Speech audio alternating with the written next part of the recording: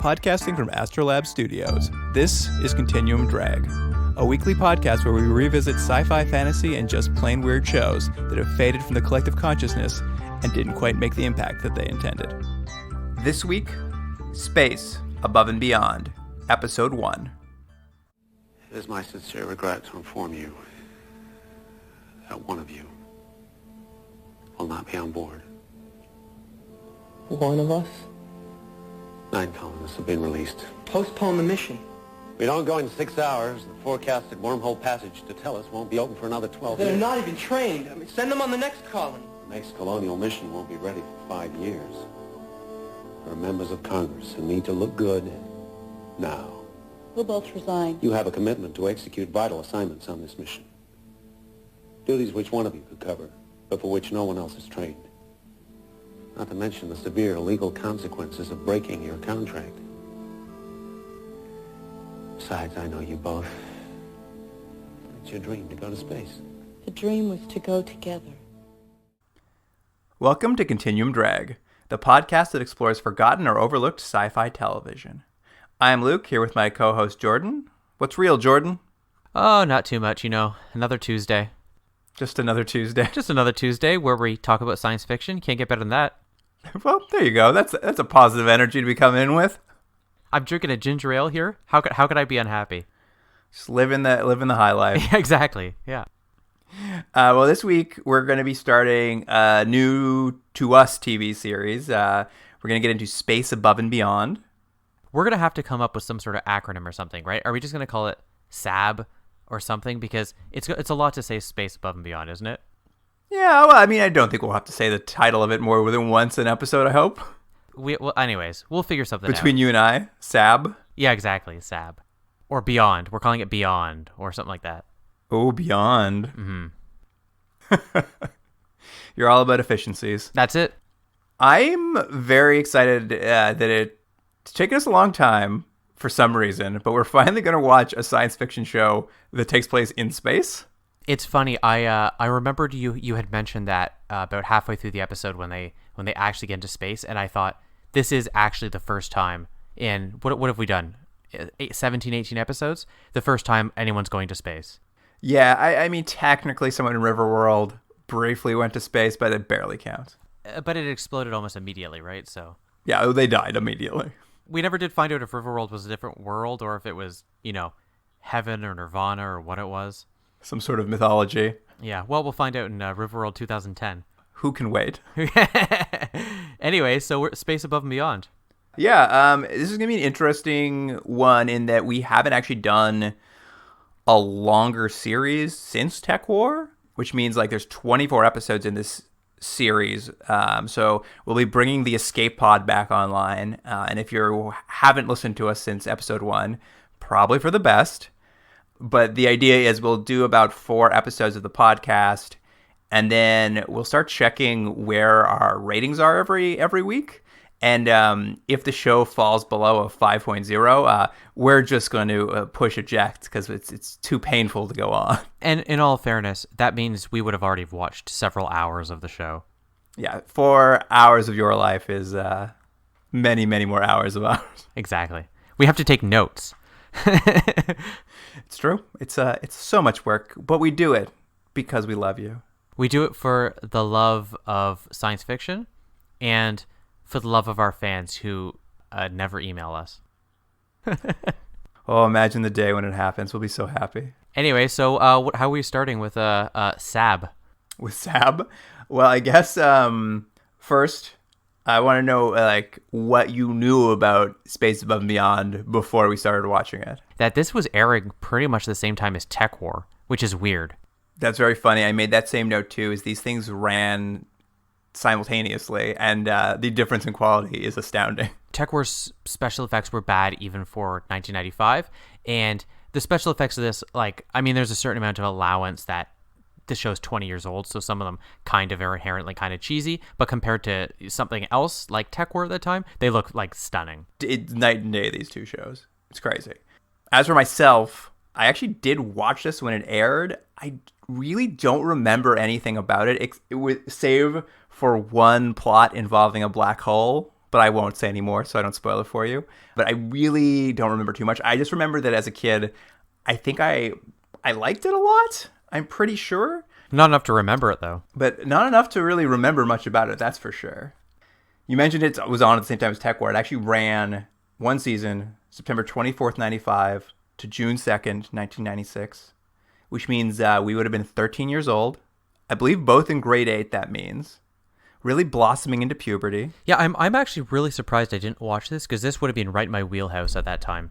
Well, I was thinking about it because I was like, I watched it and I was kind of curious as to what was going on around it. And it makes sense why I watched it, I think, because TNG would have ended 94, just right? the season before this. Yeah. Yeah, so it would have ended in the summer. No, it would have ended the summer 95, I think. Maybe I'm wrong. I think it's 94. At any rate, it would have kind of gone off the air recently.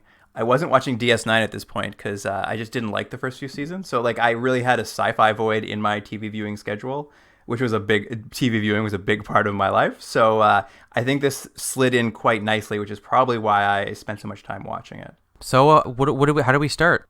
It's been so long since we started a new series. I can't even remember what we do. We're going to get into a little more stuff about kind of what was happening around this time, actually, when the show was out, like I usually do. Obviously, it aired around the same time as Tech War. So a lot of the same events kind of happened. Like this was kind of the same era when OJ was found guilty and when the Unabomber was going on. There's kind of like stuff was happening. But I try to drag up a couple more. Luke, OJ was found innocent. Oh, you're right. I'm sorry, OJ. Don't be one of those truthers. He was innocent. My conspiracy theories are going crazy. Exactly. You're right. But I tried to dig up a few more things that happened around that timeline that might be, at least mildly of interest to us and maybe the listeners in the frame of time when this show was going on. One thing I found was that the Galileo probe had actually gone into Jupiter's atmosphere in this time. Very spacey news around that time. And also kind of in that same time frame, do you know the X Prize? I don't think so. What is that? The X Prize is basically a prize that's given out to private companies, and the idea was to challenge them to get into space, like to build space-worthy travel vehicles in order to like kind of, commercialize space. Is that what, like, when Charles Charles Branson, is that it? No, Richard Branson, excuse me. I'm mixing Charles Bronson with Richard Branson. Richard Branson had that plane that had a rocket on it that would shoot off to space. Yeah, that is one of the entries of people who are trying to like win the X Prize. The X Prize actually started in 1996. So while the show was on, they got $10 million together and they instituted the prize. And no one actually won it till 2004. Who won it the first time? Did you find that? I don't have it here. It wasn't Branson though. He was screwed again. I didn't know who it was, so I just left it out. But yeah, no, it actually started in 96 and it took 8 years for someone actually to be able to like achieve the goal of what were they trying to do? It's like a suborbital flight was the challenge. Interesting. Yeah, and then I've got one more little note about the time period that's a special treat for you. Okay. Because I know you're a fan. This was the year that Whoopi Goldberg hosted the Oscars. Hold on. No, wait. Didn't she host the Oscars in 96? Yeah. Yeah, 96, right. Okay, That's when this happened. I love that I corrected you, but I still actually did know what year she hosted. Because I know Letterman did 95. Who won the Best Picture that year? Oh, 96? I think Braveheart won 95. What would have won 96? I'm going to guess English Patient? Braveheart. You were right. Oh, I was right. I thought Braveheart... Well, I'm mixing up my years. I always mix up what year they get the award and what year they come out. So yeah, there you go, Braveheart. Well done for me. There you go. Did English Patient win the next year? Did you look that up? I didn't look to next year. That show wasn't on then. That's true. Anyways, find out when English Patient won for me. I'll look into it. I'll get back to you next week. Thanks. Usually I've looked at like people who died in these periods before, but this time I like tried to do something new for like who was born during. That's great. This is actually going to be during Space Above and Beyond. It's creepy to hear how young certain people are. So who was born in 95, 96? I got three great Borans during Space Above and Beyond. Kendall Jenner. Ugh. Okay. Yeah. All right. A very important cultural force in 2018. Yeah. I know more garbage people we need to hear more about. Anyways, next. Sophie Turner. Who's that? She's a Game of Thrones. She's Ariana's sister. Oh, Ariana's sister. One of the Stark children. area. I don't even know their names. It doesn't really matter. And finally, the day before the final episode of Space Above and Beyond, Tom Holland, our Spider-Man, was born. Man, how many Spider-Mans have there been at this point? A lot of Spider-Man. Only one that matters, Tom Holland. I think my favorite Spider-Man is the guy who voiced the 1960s cartoon because Spider-Man's supposed to be a teenager, but he sounds like he's 45 years old, and I always enjoyed that. I mean, that was the Spider-Man you preferred. That's the one I prefer, yeah. The old 45-year-old. I want a Spider-Man who's just like, yeah, all right. What do you need, a web? Yeah, I got it for you. Hold on. I know this drill. Okay, I mean, that about ends it for my usual nonsense off the top. All right, shall I give us the IMDb synopsis for the pilot? Yes, because there's a lot to unpack here, so I'm interested to see what the synopsis is. When an Earth outpost 16 light years away is destroyed by an unknown alien force, a group of young United States Marine Corps space aviators find themselves on the front lines of an intergalactic battle in an attempt to save their home planet. Actually, that's probably a better job summarizing than I would have done. It's a pretty succinct one. And as you mentioned, this is a lot to unpack because this is like a 2-hour like TV movie style pilot. So it was a long one. Yeah, it actually feels, with the exception of it sort of ending on the usual like more adventures to come, it actually does feel like for a lot of it a standalone movie more than a pilot, except for at the very end. Yeah, I mean, I think maybe there was a gamble taken that maybe it wasn't going to get picked up by Fox and they were just going to like only get this movie, so maybe they just wanted to keep it as tightly contained as they could. So it opens on we come in on the Vesta colony in the Epsilon Arrondi star system in the year 2063 AD. Stumbled over that date. I like that it was 2063 because that's not that long from now. You know, there's how many years is that? That's 45 years from now. Yeah, that's not that long. So we're really catching up to these science fiction shows. We're already past Terminator's Judgment Day, right? That was 97, I think. Oh, yeah, I think you're right. Although it's funny, I did the math on when this came out. That was 68 years in the future. So we're a lot closer now. Time's going on. Here's my question for you. Yeah. Given how far we are, how close we are to that date, what do you think? Their tech is doable or not doable in 45 years? I think most of it, with the exception of the speed in which they go and come back from Mars, I think is always going to be a problem. They have it in this show that they sort of just go there and they come back. And maybe there's more time that they're just not showing on the screen. But it seems as if it's pretty fast. And whatever technology, you know, they don't show any warp drives or anything like that. But I think that would be the only real stumbling block that we'd have. Well, I'll just let you in on this little secret right now. The IMDb trivia for the episode says that their trip from Earth and back from Earth to Mars and back is an impossibly speed. They seem to go in like a couple hours, right? Yeah. So yeah, we come down onto this colony. This is Earth's first colony off of our planet onto a new planet. There's, I guess, a leader of the colony giving a big speech about how we're alone in the universe, so it's up to us to bring life to the empty stars. Yeah, the note I made was, this speech isn't as good as Patton's. Not as good as Patton's? Well, it also turns out to be deeply ironic very quickly. Yes, that's true.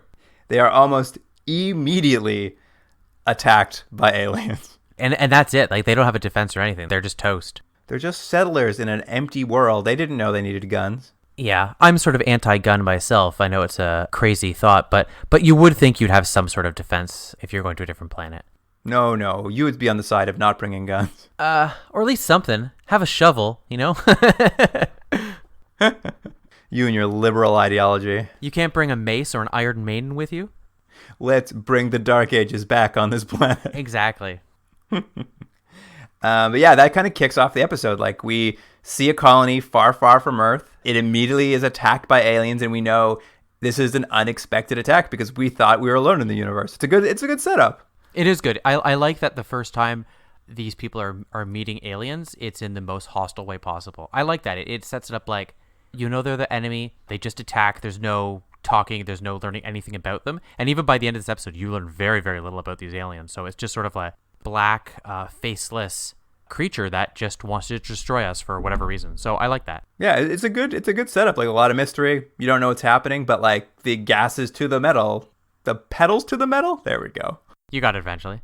I got there. So I sort of broke down a little bit of this first part into sort of like 3 sections because we kind of meet our 3 core cast over the course of kind of the first 20 minutes, half an hour of this thing. So I'm just going to look at them all individually, sort of these intros to these characters.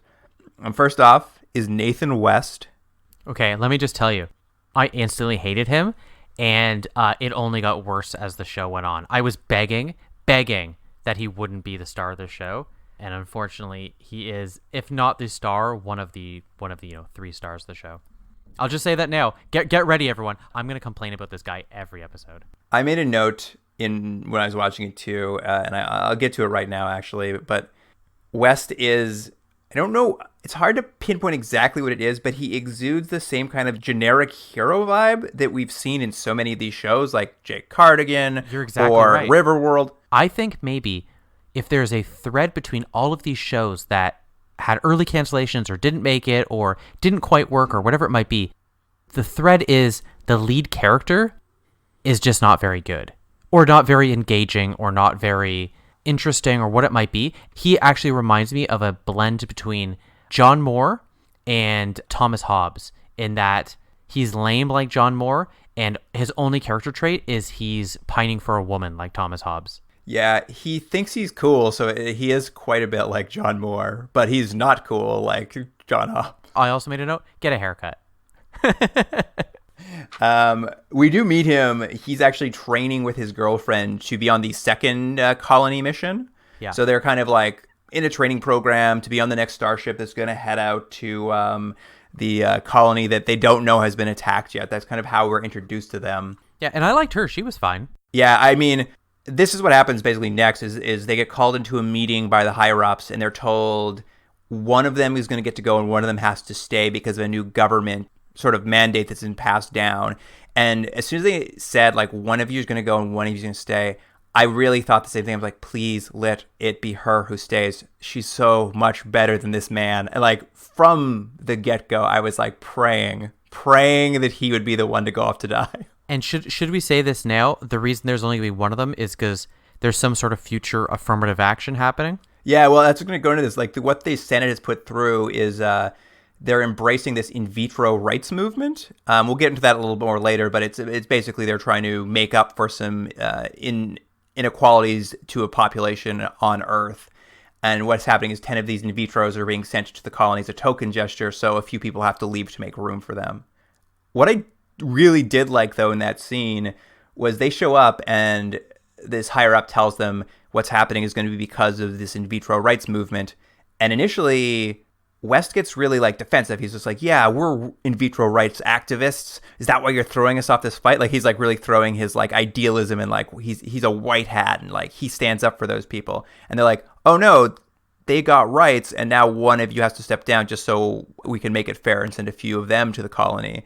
And immediately he turns on them. Like, his idealism is just false. And I like that they didn't pull away from it. Yeah, he says something at one point, and I don't know the exact quote, but it was sort of like, yeah, I'm for their rights, but not at the expense of mine, which I thought was actually a really great line, and it seemed to be almost more evocative of the stuff we're sort of dealing with socially right now than it was in 1995. I mean, for the faults with this character and the way he maybe is generically bland, there were like glimpses where I'm just like, oh, way to not pull a punch and like have him be this like pretend activist who, as soon as his rights are offended, he suddenly like is so willing to throw someone else on the bus. Like, that's an interesting character choice. Yeah, and for the rest of this episode, and I don't know about future episodes because we haven't watched them yet, but he's essentially the equivalent of a racist. He's against the in vitro people, and he makes it very clear time and time again. He does. I know we've said we're pretty not fans of this character. Part of me is kind of holding out hope that this is all like part of a build to actually like find an interesting character there. I'm not entirely convinced of that, but I mean, I'm at least seeing like elements in this writing of this show that are at least a little more subtle and nuanced than we've seen in previous shows. I'd agree with that. At any rate, him and his girlfriend, one of them has to get off this ship to the stars, so they work out a plan where she's going to go on legitimately. She's the one who they're going to put on, and then he's going to kind of sneak on and hide on that thing or like stow away on their way to the colony. This doesn't go well, as you might expect. Can we talk about this scene, what his plan is? Because Absolutely. this again made me think of Thomas Hobbes, because it's the stupidest plan ever. So what we see is all of the, let's just say astronauts, for lack of better word, they're all in like astronaut outfits, and they're sort of around these sort of technological seats that are all sort of surrounding the rocket ship. And they all have a place, they all have their screen, so everyone's sort of accounted for. And because Nathan West isn't on the ship anymore, his plan is he's going to go get a suit, but he like handcuffs himself to like, I don't know, the engineering room or something. And it was just, you're probably going to die there, stupid. Like, they clearly have everything planned in a certain way. I'm assuming there isn't a lot of room for error in space travel, but his plan was, I'll just like stow away. It's like, you're stupid. He like straps himself down in the hydroponics bay. And I mean, to your point that it's a finely tuned machine, they immediately catch him because like a guy in mission control is like, hey, there's a CO2 imbalance in the hydroponics. We should go check that out before they leave. And like security finds him immediately. They almost set it up like, oh, he's going to get to go to space anyways. But immediately they're like, no, he's not. Which I thought was good because it was a turn I didn't expect. Yeah, they stay pretty honest to like some of their like science ideals. Like they're not going to kind of let things slide too much. I mean, I think they make up a lot of stuff, but they're like, yeah, no, they would find him immediately and toss him off the ship. And they certainly did. So he doesn't get to go to space, but I never even actually caught his girlfriend's name. She gets to go. Yeah, she gets to go. And as he's kind of being dragged off, she like throws him this futuristic locket with their pictures in it, and she records a little message for him before he leaves that says, I believe in you, and like throws him the locket so he has something to like hold on to until he gets back to her on the colony. You know that immediately when she arrives in the colony, she's dating someone else. It's really funny. That futuristic locket where you can record a soundbite. I am absolutely sure that my mom had a picture frame in the 90s. There was the exact same thing. It had a microchip, and you pushed a button, you could just record like "Happy Birthday," and then anytime you pushed it, it would just say "Happy Birthday." Like I'm like, that's not that exciting. A little locket. We sent it to my grandpa and my grandma. It said "Happy Birthday." That's nice. Yeah, it was real nice. We move on now to kind of our second character in this. We kind of meet Cooper Hawks. He's good to get into because he is an in vitro. He's one of these sort of, I don't know, they're not a race exactly. They're like a subsection of people on Earth who are being discriminated against. I'm going to go on the record. So far, I really like this character. So he can only let me down, really. And what we sort of learn is that the tanks, as they call them, is the sort of that's slang, the slang. I guess, or it's not even a slang. It's an insult. It's a yeah. And here's the weird thing: a tank means like you were born in a tank, right? That's what they're saying. That's my assumption. Yeah. Okay. Which is not a great insult, but anyways, it's fun that they have their own language. So they call these people tanks. One sort of giveaway for these people is that they have what almost looks like a big mole on the back of their neck, which the assumption being that's where the tube went into their neck. Isn't that what it is? Am I wrong? No, wrong. What is it on their neck? It's a belly button. No, it's a belly. Yeah. There was a belly button? Even before I knew that's what he was, they showed a quick glimpse of his neck, and I'm like, and the first thing I wrote down was like, he has an Audi belly button on the back of his neck. And that's 100% what it is. Like, you're right, it's a tube that went to the back of his neck, but it's the equivalent of a belly button. So hold on. So when he was born then, conceivably, a doctor cut that cord and then tied it into a little knot in the back of his neck? Like he was a balloon? Yeah, that is exactly what I'm saying. Oh, okay. I mean, there's weirder things to find on people. I thought that was very fun, though. I'm like, a belly button on his neck. Crazy. And so what we learn about Hawks right away is that they push really hard into the fact that tanks, as they call it, are secondary citizens. Like, we introduce him getting, like, just kind of beaten up for no reason. Well, the reason being because he's not technically human is what they're doing. So yeah, he's getting run out of Philadelphia. And he's got a real chip on his shoulder because of it. So get ready. He's sort of confrontational and difficult for no reason other than they've sort of outlined that he's had a tough life, so he's going to be a jerk in every situation. But I kind of like that. I liked him quite a bit. Well, they kind of explain where tanks came from as they were in vitro army platoons that were created during what's known as the AI war. And let me say, they mentioned the AI war like 45 times during this episode. It was to the point where I was like, guys, I get it. There was an AI war. They mentioned it like, remember Star Trek would always mention the eugenics war, but they mentioned that like once or twice. Like they never stopped talking about the AI war on this thing. I assume they'll get into it. I assume this is a lead up to something. I guess. But yeah, these tanks were created for the AI wars, after the war was won, the platoons were dissolved, but some of them are like still around, I guess. There's just like these in vitros who still exist. They said like their parents, I guess, are based on like dead DNA, so there's really no one to look after them. They're basically just orphans wandering the earth, or at least the states anyway.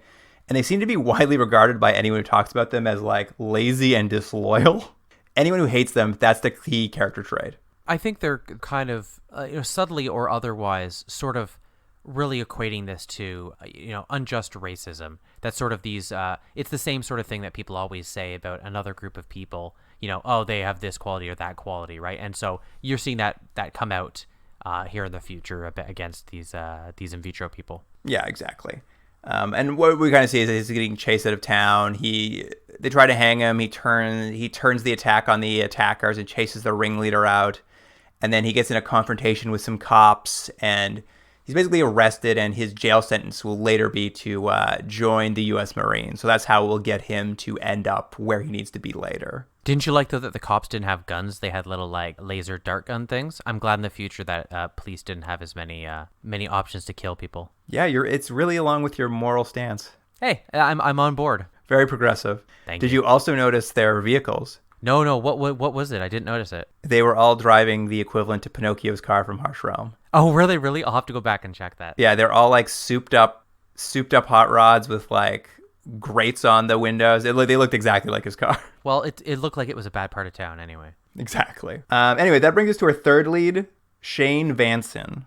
We meet her as she's breaking into a Navy base in San Diego to visit her childhood home. She wasn't as interesting in this episode as I kind of hoped she was going to be. I thought they were going to make her sort of like... They kept implying that she was going to be this real tough person. And I mean, there's some more interesting things that happen with her. But initially, it's like what we learn is that she has a history with the AI war, and her family was sort of killed during that. And she watched that as a kid, so she's got some, she's got some scores to settle, essentially. Yeah, that's it. Her parents were killed by AIs because they were military intelligence, and it kind of happened in front of her and her sisters, and she survived, and now she kind of has a chip on her shoulder. So that is basically her introduction too. But this kind of catches us up to what is really kind of the beginning of the show.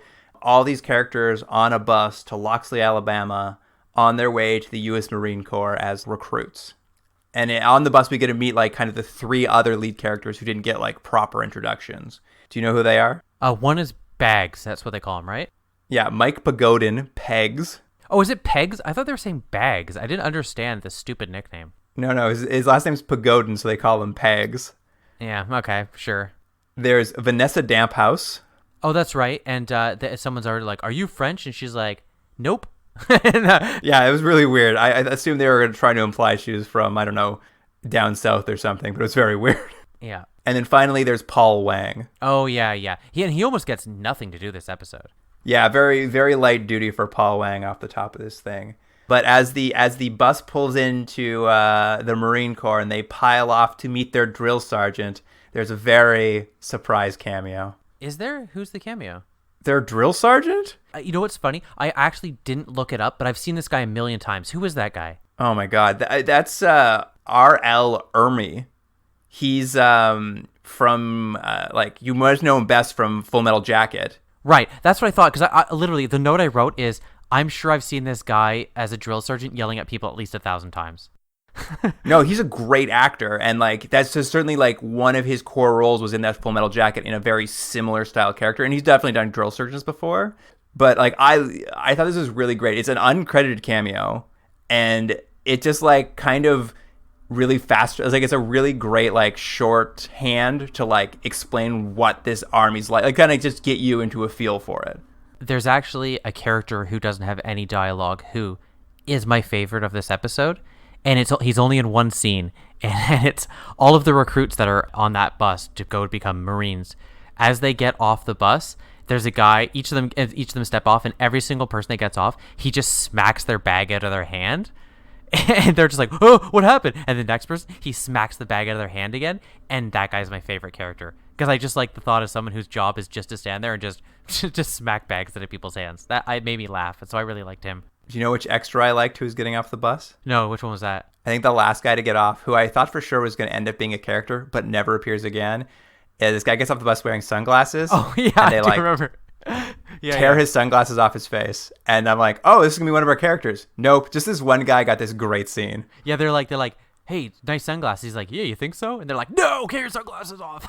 Yeah, it was funny. Yeah, I thought for sure that was going to be a character. Not at all. That part where they were all getting off the bus reminded me very much like what we were about to watch Police Academy or something. Like a bunch of weird characters with weird little traits. That was that guy with the sunglasses that made me think that.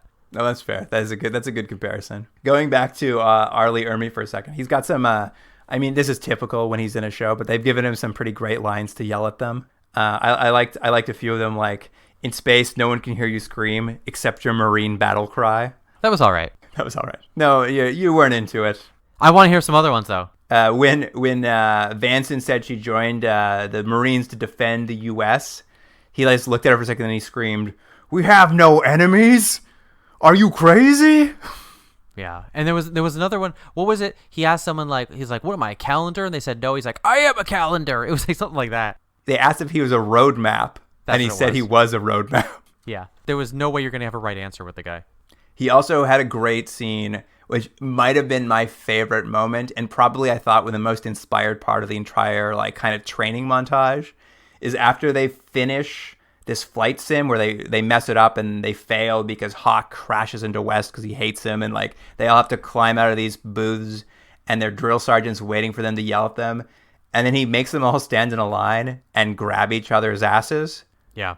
Because he goes on this big speech about how they're risking each other's asses and their ass is your ass because you're on the same squad. But I very much enjoy. I thought it was that was a very fun scene to watch where all these recruits are forced to grab each other's butts. It was pretty good. All of the training is pretty good in this show. It doesn't feel like a real time waste, you know. No, it worked. It didn't go on for too long, and we'll get into that in a little bit here. But it moves pretty quickly.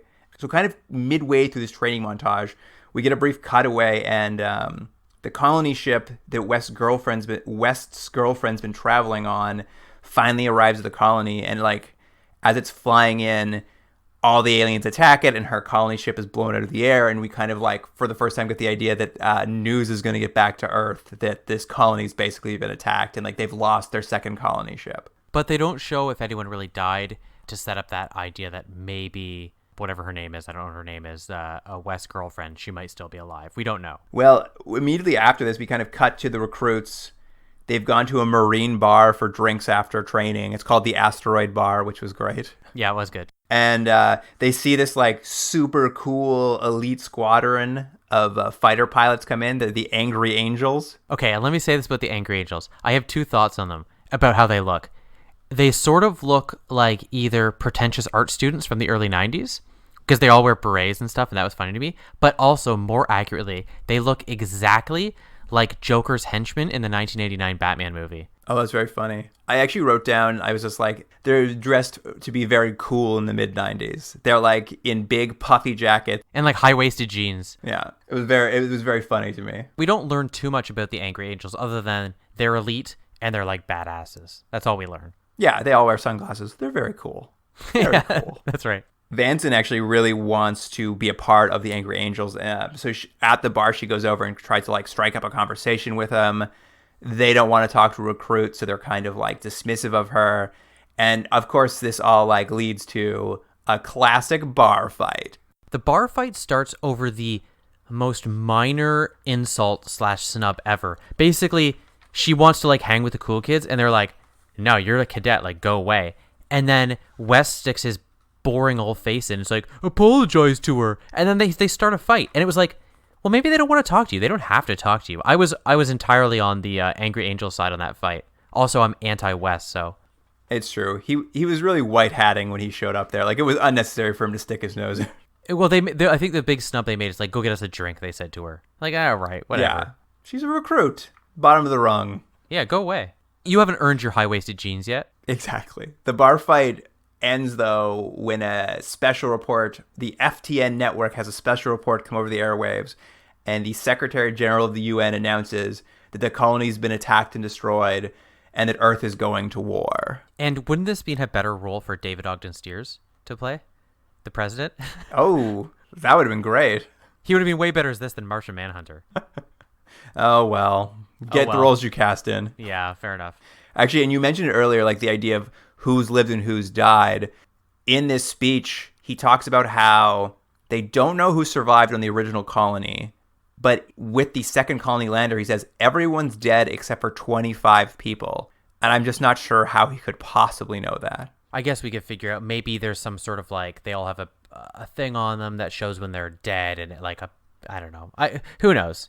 Anyways, I'm not one to question the president is what I'm saying. Fair enough. I mean, the ship exploded in high orbit, so I was just like, I don't know how anyone can know who's alive anymore, but it's okay. Yeah. I will say this.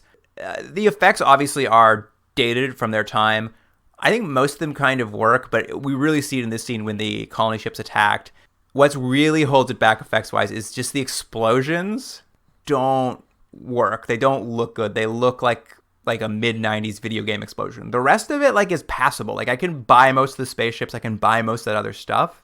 It's the explosions of the show that are really hurting it. I think the limitations of the special effects are, correct me if I'm wrong, but something that was airing at the same time would be something like Deep Space Nine, where they were using a lot of practical ships and that sort of thing, and supplementing those with whatever kind of computer effects. This sort of feels like, you're right, like the computer effects weren't quite finished. Yeah, they're really choosing to do almost all computer effects, and I mean, the show's great otherwise, but like that's really is a real unfortunate choice on their part. It really dates the show.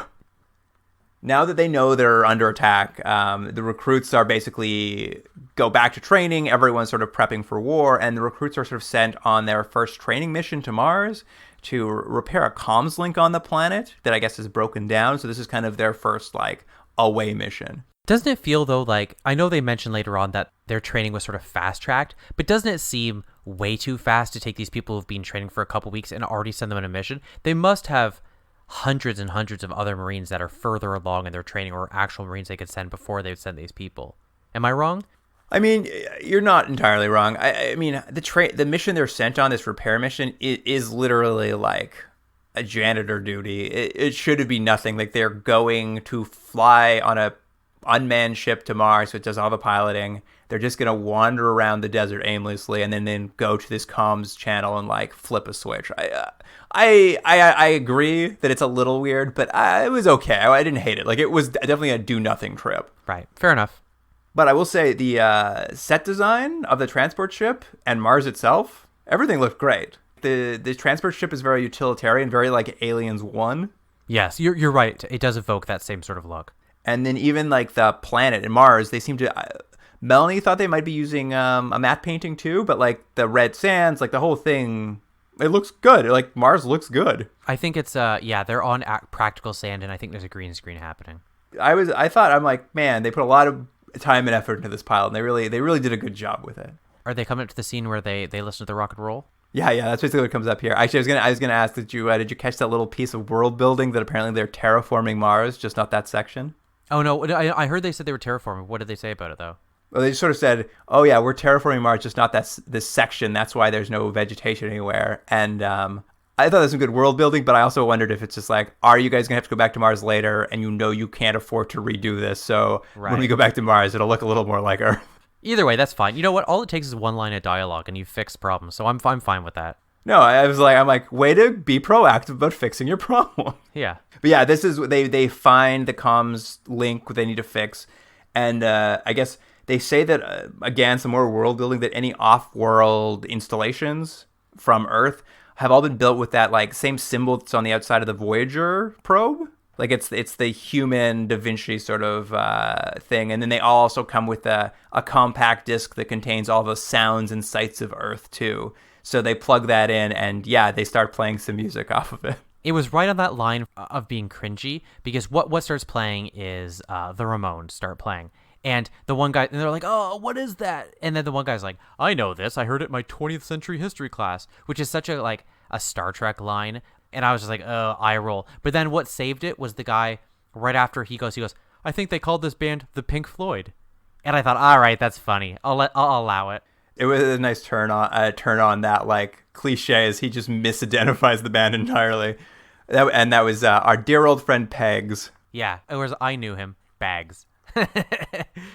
Yeah, the entire time you just assumed his name was Bags because he had those bags under his eyes. Well, he looked tired. Anyway, as they're sort of standing around this comms link before they can get to fixing it, an alien ship crashes out of the sky into the sands of Mars, and they have to go do a recon mission to find out what has happened. So their training mission has become a real mission. The investigation, they kind of go out there, they find a ship. It turns into a big firefight. We get to see a little more of how West is, I don't know, it's hard. He goes lone wolf immediately, like kind of running off after the aliens, and they have to go rescue him. It's kind of nice because they don't show him as a hero going lone wolf. He's kind of actually a liability. Yeah, what we actually learned, and I think there was an earlier scene too, is that West is clearly the main character in the show, but he's sort of like, he's annoyingly noble and perfect, but in the way of like how he acts and his morals. But in terms of his effectiveness, he's clearly not going to be the leader of this group. What's the woman's name? Vance? What's her name? Vanson. Vanson clearly has takes over at a certain point and is in charge because the two guys just keep fighting or arguing about stuff or want to do things their own way, and she's clearly being built up as she has the best head on her shoulders of all these people. She's gonna be the one to lead them. Yeah, I thought that was well done because they do have Hawks and West butt heads, kind of fighting over for a leadership role, and she has to step in and break them up like they're children. And you kind of see it's like, oh, good, they're not going to make either of these two idiots be the leader of the show. Like Vanson really steps up. It's like, oh, she's going to be the head of the squad. Great. Much better. Yeah. Anyway, so they get into this fight with the aliens. They've got to go like pull West out of it because he's like gone lone wolf and he's an idiot. And finally they like get the alien to surrender, but not before the big twist of the episode. What was that? Pegs is killed. Oh, right. Well, that's not a twist. He's just killed. Well, here's what we learned about the guy before he died. They go on and on about how like it's such a terrible thing he died. All we learned about was he really wanted to fly a plane. That's all we learned about him. Well, that's not fair, though. They really set him up to be a regular in the show. And I will say, when he died, I was sad because I would have... he was a better character. I would have rather had Pegs. Than West? Yeah. Oh, absolutely. Like, it was a good... I thought it was a good turn. Like, in a kind of... I mean, I don't know. We'll have to see how the show goes on. But it does do that thing that you do on a show when you're going to show, like, it's a Game of Thrones style show. It's like, we will set up characters for you to like them and we will kill them. So just be prepared. This is going to be that kind of show. I don't know if that's really what's going to happen, but it did at least set me up with a bit of a disconcernment that any of these characters could die, maybe. It at the very least set up stakes that the enemy is powerful enough that they can be killing humans pretty easily. Absolutely. With the alien in this case, the alien sort of surrenders. It gets down on his knees and they kind of take it prisoner and bring it back to the ship. And there's they're kind of discussing what they should do with the prisoner they've taken. And like West is irrationally angry. I mean, I guess it's because he feels like this thing killed his girlfriend, but he does really react quite badly. Yeah, he like at one point like they're trying to give him water and he just like, no, he doesn't get water. And he like throws it to the ground and that storms off like a child. Yeah, and there's like, on his weird alien suit, there's kind of, I don't even know how to describe it. It's like a SIM card from your phone's been kind of curled into like half a cylinder and is stuck to the front of his suit. And West takes it off and wants to know what it is. And it's really weird because they do this thing where the alien kind of like does a head nod and then somehow all the characters read that as like, oh, this SIM card on his chest is actually like West's locket because it like nods its head toward the locket of West's girlfriend that he's wearing. And they're like, oh, that's some sort of like keepsake from home. It's nothing important. I just don't know. I thought that was a bit of a stretch. Well, I agree with you. I actually was kind of confused because they're all acting as if they could tell what he was looking at, but he doesn't have eyeballs. So they were like, oh, he's looking over there. I'm like, he doesn't have eyeballs. He has at best sort of slits in his like mechanical armor. So I don't know how they knew what he was looking at. Yeah, I mean, he kind of looks like a Power Rangers villain, like a better put together one, but a little bit like there was some Power Rangers villain that was just like weird robot heads. That's kind of what it reminded me of. It's sort of hard to describe what he even looks like because it's just mostly black and sort of like a shell, like a bug. Completely unemotive, that's for sure. Right. Anyway, West storms off and Damp House is just like, well, you know what? We can't treat this thing wrong. We do need to give it water. So she grabs another bottle of water, puts a straw in it, and I was just like, oh, she's really nice. But then I watched what she did next. I'm like, what are you doing here? She like finds a pair of gills on the side of his head. And she just pours water into it. She just was like, I guess that's how he drinks, not even knowing if they need water.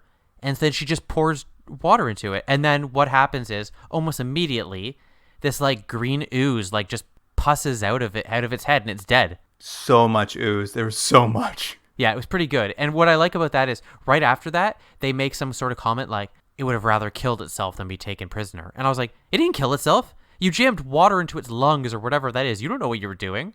No, that's exactly what I thought too. I'm like, those are gills. Those are probably his lungs. You tried pouring water into his lungs. You killed it. I think she was just trying to save face. She's like, hey, it killed himself, am I right? I'm right, people? You guys all saw that. It was very funny. I also wanted that to be the case. I'm like, I'm just going to pretend like this is her covering up a crime she committed. Anyways, it sets up one thing. These aliens that seem like very difficult foes to conquer, apparently just put water in them. You just got to get some water in those lungs. Yeah. Anyway, so now that they've killed it, they kind of have put it in a body bag. And now that it's dead, like West comes back and gives it back its little like SIM chip from its family or whatever. Like he like is sorry now that he took this thing from the alien, like puts it back as if that redeems him for us. He's the worst. So it's such a weird scene for him. From here, we kind of jump forward, and the recruits are kind of graduating. They're getting ready to get their own ships, and like they're gonna get a few hours leave before they sort of move off to move on. And it's here actually they say it's like it's been a week since the Mars mission. Is that what they said? It was a week? Yeah, they said it's been a week since the Mars mission because they've they've kind of had to accelerate training because of the war, and like that's kind of how they sort of handle that idea is that. It does seem like they've been in training for a very short period of time, but they're sort of hand waving by saying, well, we need you to fight the battle, so you're ready to go. So before they leave the planet to start their duty with the military, I know so little about the military. I'm so bad about talking about it. The West goes home to visit his family, and all he really does with them is they watch a newscast of the big battle that's about to happen. There's like news reporters embedded with the Marines who are about to go to war with the aliens. And we just basically get to see that like the first wave of human fleets of getting their floor wiped by these aliens. I thought it was really weird that Vanson went home with him. It's just like, I thought that was weird, but anyway. And the only thing I was kind of disappointed was, one, that we had to know more about Nathan, because who cares about him? But his family wasn't wearing futuristic clothing. I was hoping that they'd be wearing some sort of, like, it's 2065 or whatever. I was hoping, like, they were wearing jumpsuit with lightning bolts on them or something. No, everything in this show is very, like, contemporary. Everything except for, like, just, like, the little bit of technology. They try to make everything feel very contemporary. Like, they just look like a family in the suburbs. Yeah, like, the only thing that's different is their house has, like, a couple more peaks on it. Like, in the future, they added... I don't know, some sort of house technology. Besides that, the dad's just like wearing a sweater and like slacks. There's nothing science fiction about his outfits at all. No, not at all. It's very, very standard. So they're kind of seeing on the TV that like humanity is not faring very well against these aliens. Actually, there's a nice shot where they go outside and kind of look up at the sky, and you can kind of see in space little explosions happening. Like the battle's happening close enough to Earth that you can see like them being blown out of the sky. Right. Meanwhile, we see Hawks, and Hawks takes a trip over to visit Pegs' grave because Pegs was nice to him one time during training, so Pegs feels really bad that he's dead. The one thing that he did that really endeared him to Hawks was that Hawks was like on the ground and he put his hand out to like help him up. That was it. That's all it takes to make Hawks your friend. Yeah, I mean, I will say I felt like this, like him being so distraught over this his only friend, like they didn't really earn it. I get that they just didn't have time. They needed to just like provide a moment, but it's a bit silly because it's just like you barely knew the guy. Like he helped you up one time, and now you're at his grave pleading with him. If I could make one suggestion, it would be to make more time to have them show their relationship. Take away the time of Wes going back to see his boring family. Just take that right out of the show. The family was as boring as he was. There was nothing learned, nothing new there. Yeah, exactly. After this, they all head back to base because they've been assigned to their squadron. They're the 58th Squadron now, and they're arriving at the base as all the Angry Angels casualties are coming in from the battle. Most of them are dead. The rest of the Angry Angels are injured. The stakes have really been raised. Even the most elite can be beaten by these aliens. And then the one guy who was the leader of the Angry Angels, he's got your classic now, as we've seen in several shows, half of his face has been burnt. It's a classic trope. You got to have a Two-Face. Yeah, exactly. Wait, this is our third Two-Face, so we've had 6 faces now. Ooh. If my math adds up. the now Kristen 58th is brought into a briefing where they're kind of told the alien they found had battle plans that they were able to de-encrypt. Did you catch how many computers it took to de-encrypt the plans? No, I didn't. How many? 50 quantum Carnot computers. Ooh. That's a lot. I don't know. It was very funny. They were very specific about how many computers it took and what kind. And sorry, what was that brand again? Carnot? Classic Carnot. Yeah, those are good. Those were good. They're solid. Yeah. They had all those commercials, right? Yeah, exactly. They do a very cool hologram now to kind of show us like the universe and what the aliens' like secret plan is, which they kind of tell us the aliens are going to send 2/3 of their force to attack a naval base. And since they know this, the military is basically planning to position their troops around it to drop an ambush on the aliens as they come to this naval base. Like, it's a very like simple plan where they're just going to use these plans they've stolen to get the drop on them. I think they say at this point that what we learn a little bit about the aliens versus the humans is that, and correct me if I'm wrong, Luke, they say the alien ships are more maneuverable and faster, but the human ships have more firepower? You're close. The alien ships are faster, but the human ships are more maneuverable and better armed. Okay. So, and what I like, though, he says, he actually gives a line, he goes, so it evens out. So the viewer goes, oh, they're evenly matched. I know it's a very like quick way to do it, but I actually kind of like that it's like, oh, so this is like not a one-sided battle. I like that they're evenly matched. It's kind of nice. Like, you rarely see a show where it's just like, we could maybe win. Yeah. It's not like an apocalypse. It's like, yeah, we're evenly matched foes. I don't know. I like that reveal that this wasn't going to be like, we've got to find the weakness because we can't beat them. Yeah, fair enough. This is brought up earlier with the colony ship, and it's brought up again in this scene, and it goes into kind of how they travel. But they mention in this scene they can do this ambush because they've been able to forecast there's going to be a fortuitous wormhole opening that'll allow them to get where they need to be. And when the colony ship's going, the colony ship's getting ready because a wormhole's going to open on schedule, and they need to use that wormhole to get to the colony. And there's this implication that wormholes have been harnessed or they're everywhere, and you just have to be able to forecast it. But that's how they're like handling faster than light travel in this show. What I took from it was they at least have learned enough about wormholes to know they're sort of now treated like normal weather patterns. This one's going to open. We know it's going to open. It's going to take you here. We know this one's going to open. It's going to take you there. So they at least know enough of that it's able to get them from. It's sort of a quick way for the show to get a character from point A to point B very fast. Yeah, exactly. I thought I was like I'm interested to see what more we learn about these weird wormholes. But it was they later did it in very quietly, and like you always need to wave your hand around fast and light travel. But I thought that was like I hadn't heard this idea before, and I was like, oh, that's interesting. And we learn in this scene that the recruits that we've come to know and love are sort of I think Best would say they're sort of an auxiliary team. They're sort of supposed to wait in the asteroid belt. Is it they're supposed to draw them in, or they're just supposed to wait there? They're not even supposed to do that now. So what are they supposed to do? At this point, they're told they're just basically being sent to far away from the front line just to be support staff. And like West is pissed off about it. Yeah, he's all gung ho, like really annoyingly. He's like, what do you mean? Yeah, he asked to switch squads. And it's like, you have no training. You're not even a Marine. You're like some lame person who was just going to go like grow flowers up on the planet. Now suddenly you think you're a Marine. I hate him so much. He's so lame. And Hawks questions. He's like, hey, do we know we can trust these plans? Like, how do we know they're even going to do them now that we've captured them? He raises a very good question that like everyone ignores. Right.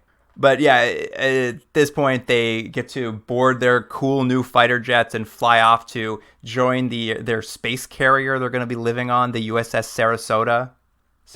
I apologize, Saratoga. And we kind of get it for the first time. We get to see them flying out in their ships, and West and Hawks have personalized their fighter planes. They've named their fighter planes. Yeah, I like that one. I know what's his name. West says Above and Beyond, right? Yeah, his is called Space Above and Beyond, the name of the show. Yeah, which was stupid. And then I know the gist of what Hawks's was, but what did he write? Hawks's comes out with a big like red bloody handprint on it, and it says "Pegs Payback." Now, I was going to ask you, if you were one of these pilots, what would you have written on the side? Oh, I would have called it Grandma's apple pie. Oh, that's pretty good. You know what I would have put? What? I wish my girlfriend was this dirty. You know that I will say. You remember people who would always put that on like dirty cars? They'd write it in the window. I thought that'd be funny to put on a plane. Yeah, that's great. I will be doing follow-up questions later to when someone listens to this podcast. Oh, it's all in fun. It's all in fun, you know. But yeah, so they fly off, and as they're on their way to the Saratoga, I'll get this before the end of 24 episodes. As they fly off there, they detect an alien ship as they're flying out with their LiDAR. Yeah, they say LiDAR all the time. What's LiDAR? I was gonna look it up. It's some sort of sonar, but for space. I don't know. They keep saying it, but it was very funny. They see it on their sensors. They chase it. They lose it, and they kind of report it back to their commanders as they arrive at the Saratoga. And as they get there, they're like, "Oh, good job seeing that ship. You're finding it means that they aren't where we thought they were." And we scan the area, and it turns out their entire fleet's coming to Earth instead, and they're going to attack Earth. So the plans have changed. Can I interrupt with one thing? LiDAR is a surveying method that measures distance to a target by illuminating the target with a pulse laser light and measuring the reflected pulses with a sensor. Oh, very cool. Thank you, Internet. So futuristic. So now that they know the attack isn't going to be on this naval base, but it's actually coming right to their home front, Earth, they get called into a new squadron meeting where our heroes, the 58th, meet their new commanding officer, Mr. Two-Face Angry Angel himself, McQueen. They've sort of set it up that he's going to be tough on them, but, you know, underneath that tough exterior might be a soft belly, you know? Yeah, we've seen him a couple times throughout the episode with the Angry Angels. He really hasn't had any lines. He's kind of has been sort of in the background. And he briefly talked to Hawk one time. I could be wrong, but I think those scenes may be implying that he's also a tank. I thought the same thing, but then later on, he made a comment about, like, you stupid lazy tank or whatever, and I don't know if he's just a self-hating tank. Yeah, I thought maybe that was to motivate Hawks to stand up for himself, but I don't know. Maybe. He basically reveals that now that they know what's happening, there's a new plan. And since the 58th is the only one in close proximity, they're going to, like you said earlier, they're going to hide in an asteroid belt. And as the alien fleet goes past them, they're going to pop out and just like occupy them for long enough that the rest of the fleet can get there in time to stop them from getting to Earth. So they're basically on not a decoy mission, but at least a distraction mission. Right. And McQueen also has a really great line here at the end when he gives them their inspirational speech. And he ends it with, "Then we teach him something every human knows.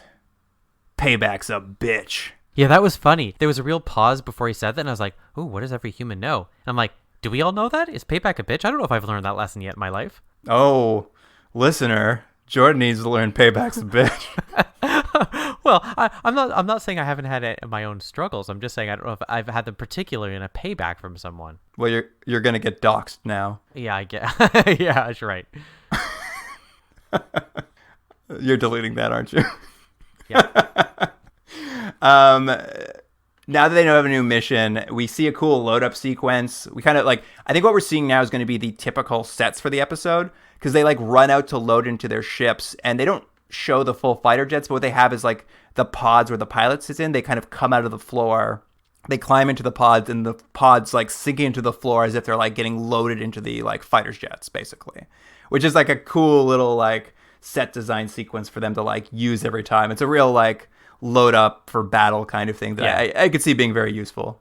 They fly off, they head to the asteroids, they all kind of hide out in there, and then they get word that the alien fleet is going to like pass the asteroids and not actually come close enough for this plan to work anymore. Who's the one who's like, enough of this? It's a West, isn't he? No, it's Hawks. It's Hawks. I should have known. He's a real renegade. Yeah, you'd think West, who we've seen as a lone wolf, would be the one doing it. But it's very funny because when Hawks does it, it's actually helpful and like works. But he puts a compact disc into the CD player in his fighter jet, I guess? Yeah. Question mark? It's kind of a fun scene where, like, of course, he like puts on the fun music before he goes into battle. Yeah, so the Ramones come back on, he gets pumped up, and then he takes off by himself and tells everyone else to stay there. And he basically like flies out to the alien fleet to get their attention and draw them back to the asteroids. Jordan, we haven't talked about it yet, but like this is the first time we get a big wide shot of this alien fleet. How would you describe? Like, there's really two kinds of spaceships they have, like fighters and carriers, kind of like the Earth fleets. But like, how would you describe these ships? I don't know how I would describe them. They almost kind of look like arrowhead type things. They're very, I don't know, they're kind of sleek, and there seems to be like they sort of attack in packs. I don't know, how would you describe it? Yeah, like the little fighters that fly around seem quite small, and they kind of reminded me of like, you know, when you play jacks, where you bounce the ball and grab the jacks. Yeah. You remember 1930 when we were children? Yeah, I remember. Well, we used to play with marbles a lot in the alley. We did it in between shoe shining shifts. Oh, right. Good old days. Yeah. Back when those Irish couldn't get jobs like they shouldn't have. Yeah, those dirty Irish were just drunk and making babies. Don't even get me started on those Italians. Ooh. Now we're going to get letters. Yeah, no, we're not. Yeah, the little ships kind of look like jacks, and then kind of like the big carrier ships, they kind of looked like glass skyscrapers stacked on top of each other. Like they were like just really long and tall, but very shiny. Yeah, they sort of look like almost like a spine. They were just like this weird obelisk sort of thing. Oh, obelisk, that's good, yeah. But like, it's funny, that wide shot of them kind of coming out with all the little ones flying around in kind of swarms, and then kind of the big carriers, like 2 or 3 of them coming out, was very reminiscent of Battlestar Galactica, like the reboot from the 2000s.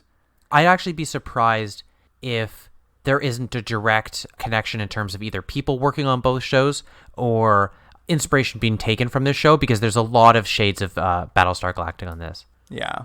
So Hawks draws the aliens back to the asteroids. The 58th is able to come out and start like a dogfight with them. We see a few faceless extras die, but essentially there's a little battle. The fleet arrives, is able to like stop the aliens, and the aliens kind of retreat because they're outnumbered. And I mean, I don't know how you felt. There's a lot of build up to this battle, like it was going to be very important, but for me, it was kind of a letdown. Like it just seemed like a very minor skirmish, like like it was very quick. Not a lot happened, and it was kind of over. It was such a build up to the end of this episode. I was like, maybe not the most like epic fight that I was hoping for. I felt the same thing, because immediately after the battle, they're like getting medals, and I thought, they're getting medals for that? Then almost nothing happened. Yeah, I mean, that's kind of where it ends, is we cut back theoretically to their graduation ceremony, but they're all being like awarded medals for their bravery.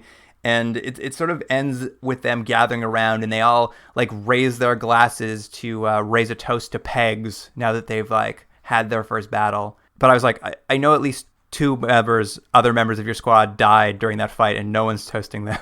That's exactly what I was going to say. You guys are still going on about Pegs, and yeah, at least 2 other people in that battle we saw actually die. So it's like, what? Their chopped liver? Yeah, it was very funny. I'm like, we know 2 other people died. Why are you choosing Pegs? He died on Mars like weeks ago. Well, he was just the best at a party, you know? He was everyone's friend. Well, I wish he was still alive, I'll tell you that much. I'd take him over West. I said it before. Absolutely. But yeah, I mean, that kind of wraps up. But you're right, like this is the end of the episode, and it does kind of feel standalone in some ways. But, you know, it obviously is also a good setup to the entire series. I was pleasantly surprised. Look, it wasn't perfect by any means, and there's a little bit draggy moments and stuff, but I thought it was a very solid pilot, and a pilot that I want to watch more episodes in. Especially if it was 1995, I would have wanted to watch more episodes as well. I made a couple extra notes just at the end here that I thought I would quickly talk about. Like, as far as like the inspiration for this show, like there are huge shades of Heinlein's novel Starship Troopers here for sure. Right. Like definitely that kind of old school night, like hard science fiction-y, military science fiction kind of stuff. That's for sure. But I guess here, inspiration-wise, we talked about Battlestar Galactica already, but like I also like, you can see this in a few other things that are kicking around these days. And actually, there's that series of novels, that Marco Cluse novels we're reading, the Frontline series. I know both of us have read several of those books, and they're very, very similar. Although this is a little bit lighter. His books sometimes get pretty into like, let's hear more about this bit of armor, you know, for 30 pages. Yeah. I mean, he certainly wanted to get a denser look at that stuff. It plays better on TV this way for sure. Yeah. It's, but yeah, I kind of noticed like where the inspirations came from, and then even like what's being inspired today by. Clearly the show had effect. Even if it didn't survive one season, it like clearly is rippling out into like 2018. Right. All right, Jordan, you want to rate this episode? The pilot of Space Above and Beyond? Yeah, I'm going to give it a very cautious 7.5. Now, I liked it. I didn't love it, but I think it's probably my highest rating I've ever given for a first episode, and I'm hoping that it's going to go up from here. Nice. I'm going to go all the way to an 8. I thought it was a very respectable episode. Good setup. I'm ready for more. I'm very hesitantly optimistic because I've been hurt by these shows in the past. It's very true. Very true. Well, I guess that about wraps it up. So if you have any thoughts or comments on what we've talked about for Space Above and Beyond, you can email us at continuumdrag@gmail.com. And of course, we'll be posting stuff to Instagram and Twitter from the show. And I don't know what's going to be up there, but probably some good images. I don't know. What do you think, Jordan? And there'll probably be an explosion or two. Well, there you go. You can follow us on Instagram and Twitter at continuumdrag. And I guess that about wraps it up, Jordan. Yeah, so we'll be talking again about episode 2 and 3 next time. Sounds good, Jordan. I'll see you next week. See you next week. Continuum Drag is recorded at Astrolab Studios in Toronto, Ontario. Theme music by James Ruxedler. Produced by Jordan Delic and Luke Black. Special thanks to Adam Wheatner, Jeff Hanley, Emily Carter, and Dwayne Wright.